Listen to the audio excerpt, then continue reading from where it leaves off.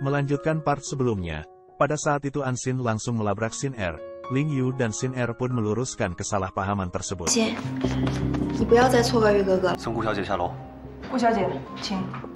Lalu Xin Er beranjak pergi meninggalkan ruangan tersebut. Maka tinggallah Ling Yu dan Anxin di ruangan itu.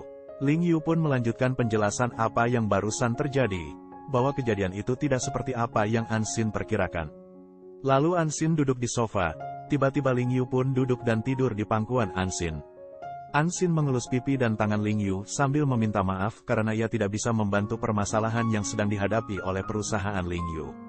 Pada saat terbangun ternyata Anxin sudah tidak ada lagi di sana. Anxin meninggalkan pesan di kertas meminta kekasihnya itu tetap tenang. Anxin ternyata langsung pulang ke rumah dan sesampainya di rumah ia melihat Anseng telah menunggu dirinya di tangga. Dan Anseng memintanya untuk tidak merasa khawatir lagi karena ia sudah meminta kepada pihak keamanan agar lebih memperketat keamanan di daerah sekitar rumah Anxin agar teror itu tidak terjadi lagi.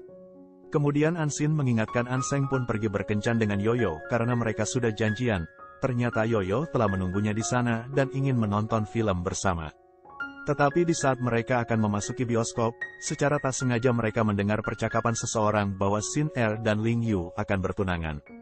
Sontak saja kabar itu membuat Anseng menjadi geram lalu ia membatalkan rencana menonton film bersama Yoyo dan bergegas pergi menemui Ling Yu.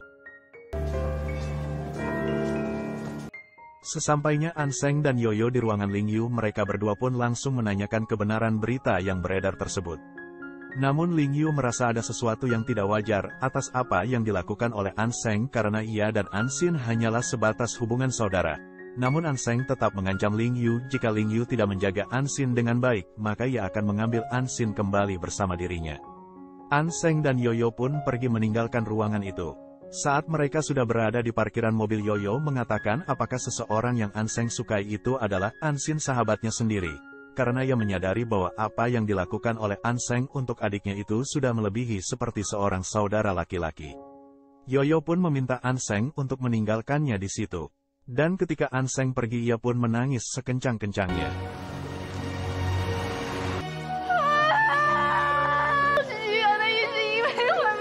Di saat yang bersamaan Zhao tiba-tiba menelpon Yoyo untuk menawarkan acara meet and greet Mike idolanya. Yoyo pun langsung bergegas pergi ke tempat itu dan ternyata Zhao sudah menunggunya. Yoyo langsung mengambil tiket dan masuk ke dalam dengan hati yang gembira.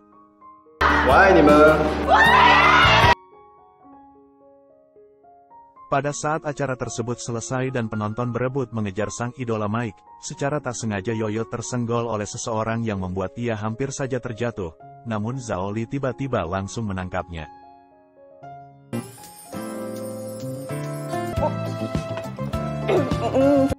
Pada scene yang berbeda Xin Er mendatangi rumah Anxin.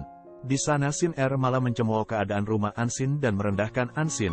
Tentu saja Anxin tidak tinggal diam. Ia pun kembali melakukan hal yang sama kepada Xin Er dan mengusirnya, tetapi Xin Er tidak langsung pergi. Ia malah menyinggung bahwa rumah itu bukanlah milik Anxin tetapi milik Ling Yu. Xin Er menyalahkan Anxin dan menganggapnya sebagai beban. Ia juga mengatakan bahwa Anxin hanya memiliki cinta yang tidak bisa digunakan untuk membantu Ling Yu, namun Xin Er lah yang dapat membantu Ling Yu untuk menghadapi masalah yang sedang Ling Yu hadapi. Tetapi Anxin yakin bahwa Ling Yu tidak akan memilih Xin Er. Di saat yang bersamaan Anseng pun datang dan meminta Xin Er untuk berhenti mengganggu Anxin. Xin Er tampaknya cemburu kepada kakaknya itu karena membelikan makanan untuk Anxin. Ketika Xin Er pergi, Anseng terus meminta kepada Anxin untuk meninggalkan Ling Yu yang membuat Anxin merasa kesal dan langsung menyuruh Anseng pergi.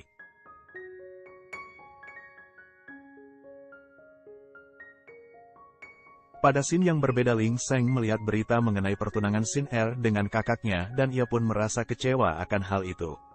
Tak lama kemudian Ling Seng menyusul Xin Er. Dan Xin Er pun menceritakan semua permasalahan dan perasaan hatinya dengan Ling Yu. Xin Er terlihat sangat sedih kecewa. Ling Seng pun menghibur Xin Er dengan mengajaknya berkencan melupakan sejenak tentang hal itu. Mereka berdua pun pergi menonton bioskop drive-in. Ling Sheng pun mencurahkan perasaannya kepada Xin Er yang lagi galau. Di saat itu Ling Sheng ingin menciumnya, tapi Xin Er pun tiba-tiba menolak.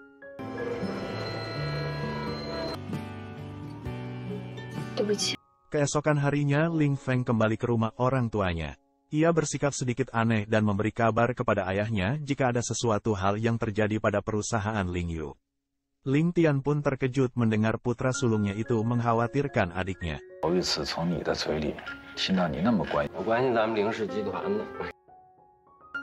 Pada scene yang berbeda, Ansin membawakan makanan pada saat Ling Yu dan Aili sedang membahas tentang adanya mata-mata di perusahaan.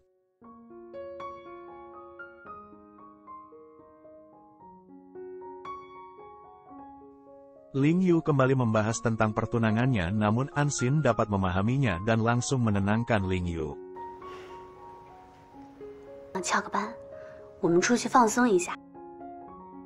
Ansin pun mengajak Ling Yu ke time zone untuk bersenang-senang. Mereka pun sangat bahagia dan menikmati setiap permainan.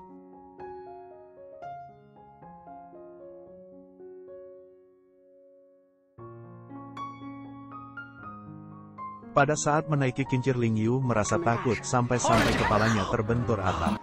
Ansin pun menenangkan Ling Yu dengan menggenggam erat tangan kekasihnya itu dan minta Ling Yu untuk menatap matanya. Dan saat mencapai puncak, Ansin meminta Ling Yu untuk membuat permohonan. Kemudian ia menciuminya sambil menangis. Di malam hari ketika mengantar Ling Yu, Ansin memeluk erat Ling Yu sebelum akhirnya Ling Yu pergi.